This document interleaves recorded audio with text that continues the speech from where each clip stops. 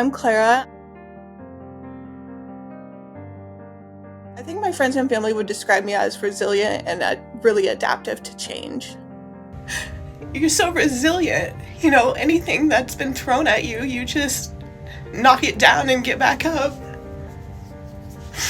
And I said, because I'm not ready to die yet.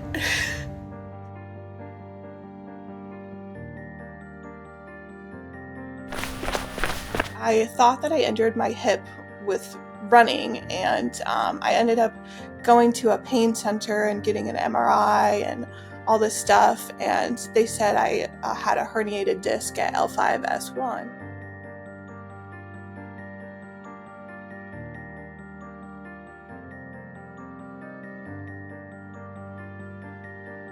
It felt like this out of body experience. It felt like I was like seeing myself like from above, and I was like, surely they're not talking about me. Like, there's no way this is happening to me.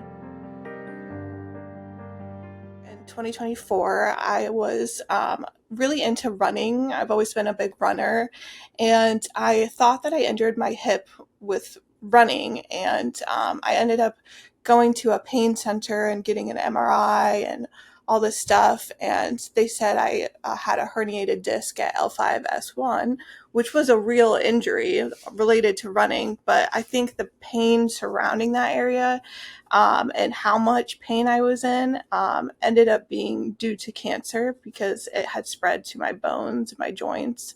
I was experiencing symptoms pretty much the whole year last year, but I just didn't put it all together. And then in October, I noticed a lump on my breast, and that kind of set off some alarms. But I just kind of blew it off, I guess. And then finally in January, I went to my primary care provider because it wasn't things like weren't adding up, and I knew that something was wrong. I just didn't think it was like this wrong, and I thought maybe it was like a blood disorder or a autoimmune disease, but I didn't think that it was cancer at all because I wasn't presenting with typical lung cancer symptoms or respiratory symptoms. I had the episodes of extreme lightheadedness and the unexplained weight loss, the neuropathy, the headaches, swollen lymph nodes, and I think what was really hard for me was the extreme lightheadedness, because I would get these episodes where I just feel like I'm gonna faint and get really dizzy and get this vertigo and feel like I'm gonna pass out and I'm seeing stars, and so that was really hard for me, and that was going on for a couple months, probably October to December. I went to my primary care provider, and he was like, "Oh, let's get a CT scan." And the CT scan was busy that day; like he couldn't sneak me in, and so I had to wait for a couple weeks. And by that point, I had gone to the ER and was diagnosed with cancer. But when I was at the primary care provider, he had also ordered some blood work, some labs, and it came back severely anemic, which kind of explained the lightheadedness episodes and the fainting spells. And my hemoglobin was at like a 7.9. And so that was a little concerning. And so then he referred me to a cancer center. I had to schedule the appointment with the referral to the cancer center, and they couldn't get me in for a couple weeks. And so, unfortunately, I didn't make it that long to that appointment because there was a day where I couldn't stop throwing up, and so I called my mom, and she was like, "I think you need to go to the emergency room." So I drove myself to the emergency room, and they did a CT scan, and that's when they noticed that the cancer had mets to all my other organs. And they were like, "Is there anyone that we can call for you?" And that's when I knew something was really wrong. And they told me that I had cancer, and I called my mom, and she got on the next flight to Colorado to come get me and bring me back to Iowa for treatment. It felt like this out of body experience. It felt like I was like seeing myself like from above, and I was like, surely they're not talking about me. Like there's no way this is happening to me.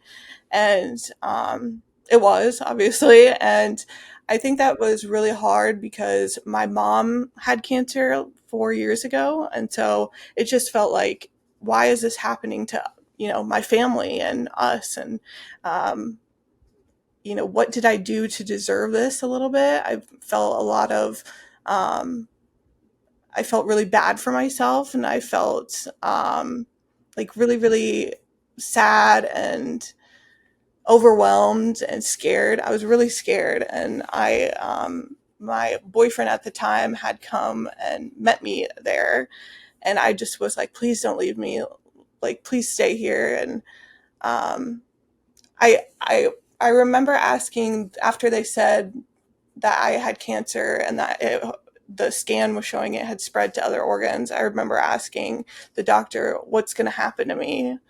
And she was like, I don't know. And that was really scary because she wasn't she was just a emergency room doctor, not an oncologist. And she couldn't, provide me with any plan or whatever at that time. And so, yeah, I think I was just really scared. I think especially when they said it had spread so much and showed me the scan, it was really upsetting to me because I felt like I didn't know anything about stage 4 cancer or what that meant, and that it is treatable. And so I just thought, oh my gosh, I'm going to die. And I was just really overwhelmed. My mom had cancer 4 years ago, and her team was really amazing, and I loved her doctor.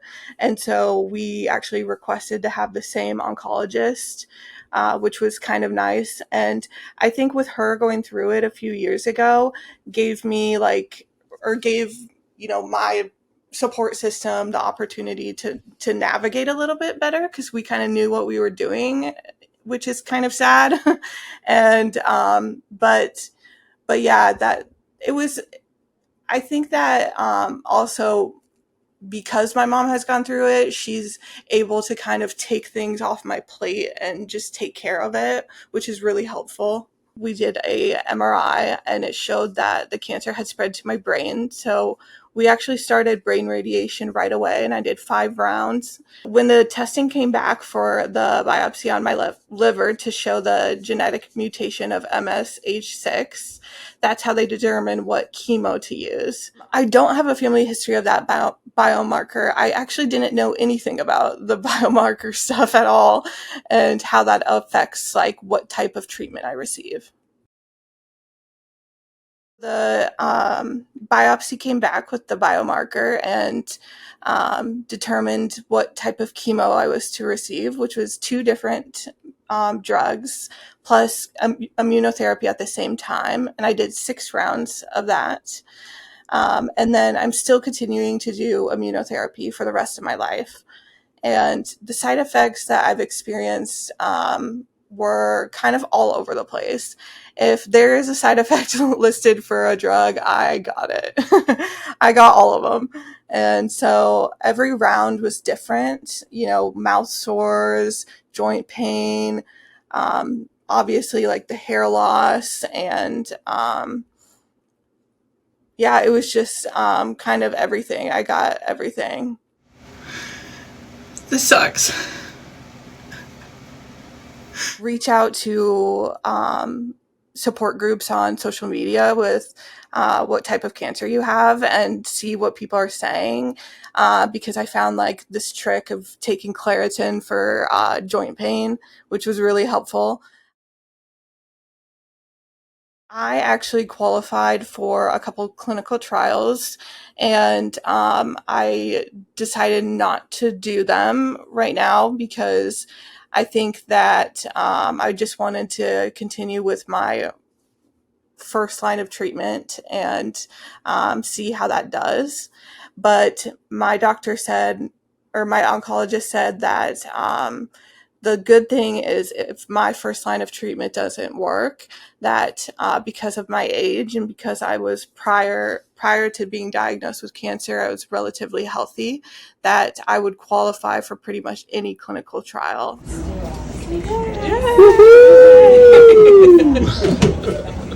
That's nice to know that there are options if, something stops working.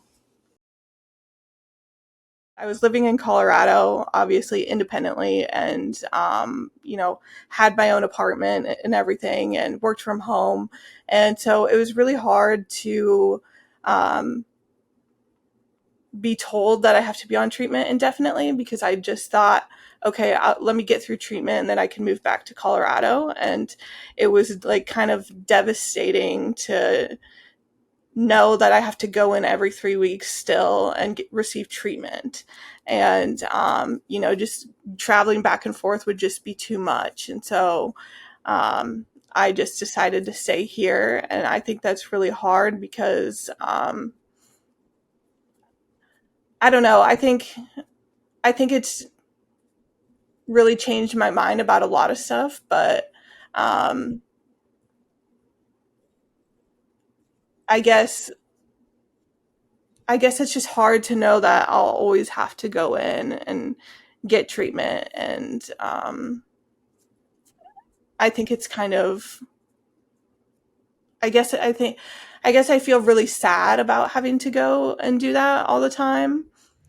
Allowing people to help me and take care of me. Like, it's hard to rely on everybody to do things. The hardest part is that I've been stripped of my like identity and my independence, and I actually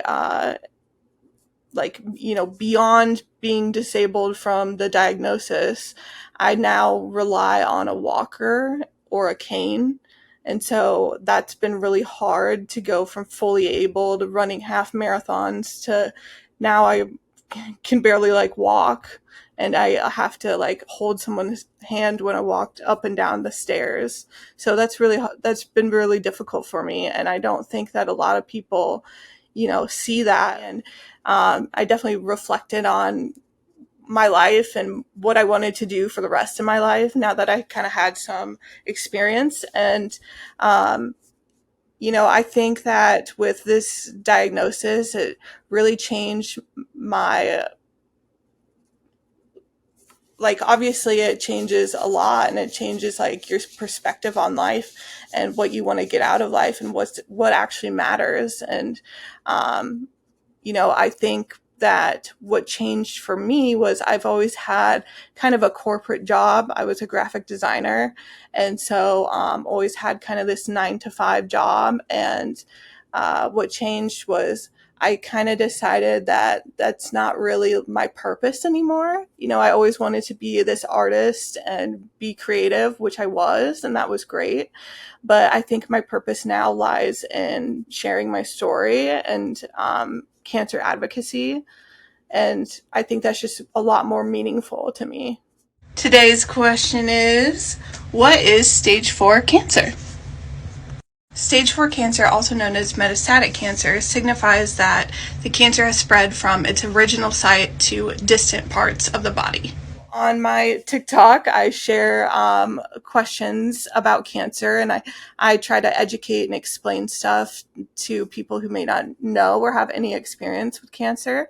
And I think one of the things that's really interesting to me is like with the brain radiation, they meld this, or they mold this like mask to your face because they don't want your head to move, and they clasp it on a board behind you. And that seemed very freaky and scary to me when they did that. But it's actually not scary at all, and it's so quick. Radiation is so fast that it wasn't bad at all. And I think too, like, just showing people that like like my pore and how they connect to my pore and how it helps me, I think shows people that it's not scary, it's just helpful. When your friends or family are diagnosed with a horrible disease, instead of just saying, let me know if you need something, they probably aren't going to reach out. Just do something for them, like order them groceries, buy them a meal, just take action instead of waiting for their direction.